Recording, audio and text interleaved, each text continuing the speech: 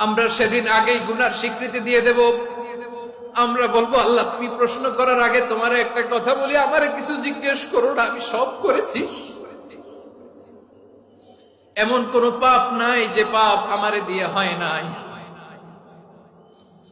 তোমার রহমত দিয়ে তুমি জান্নাতে পাঠাবা, তোমার দয়ায় জান্নাতে যেতে চাই, আমল দিয়ে না। পারবেন বলতে? কিয়ামতের দিন আমরা বলবো, আল্লাহ আমার আমল দিয়ে জান্নাত চাই না, আমি তোমার দয়া দিয়ে জান্নাত চাই।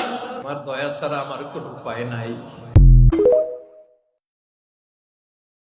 আল্লাহ কয়, বান্দারে ঈমান আর আমল লইয়া যদি কবরে আসতে পারোস, ওয়াদা দিলাম প্রত্যেকটা জান্নাতীকে আমি ইউসুফ নবীর মতো সুন্দর বানায়া দিব।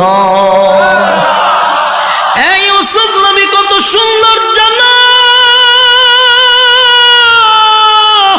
ইউসুফ নবীর দিকে তাকাইয়া মিশরের মহিলারা আঙ্গুলগুলি কেটে কেটে কেটে জমিনে ফালায়া দিছেন।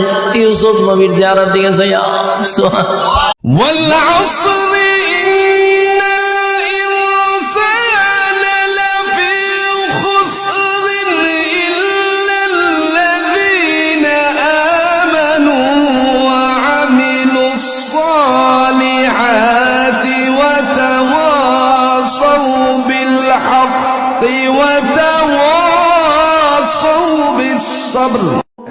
যেদিন আপনাদের কানে যেদিন খবর আসবে সাইদি নাই, একদিন ইতিহাস থেকে আমি হারায় যাব।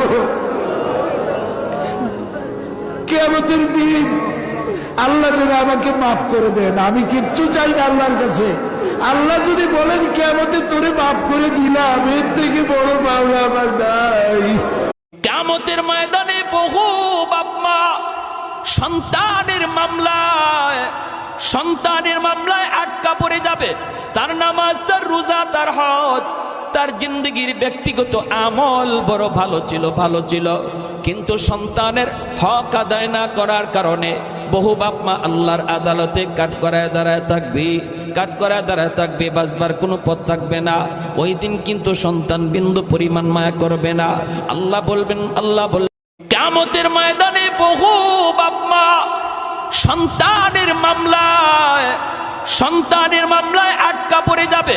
তার নামাজ, তার রোজা, তার হজ, তার জিন্দগির ব্যক্তিগত আমল বড় ভালো ছিল, কিন্তু সন্তানের হক আদায় না করার কারণে বহু বাপ মা আল্লাহর আদালতে কাঠগড়ায় দাঁড়ায় থাকবে, বাঁচবার কোনো পথ থাকবে না।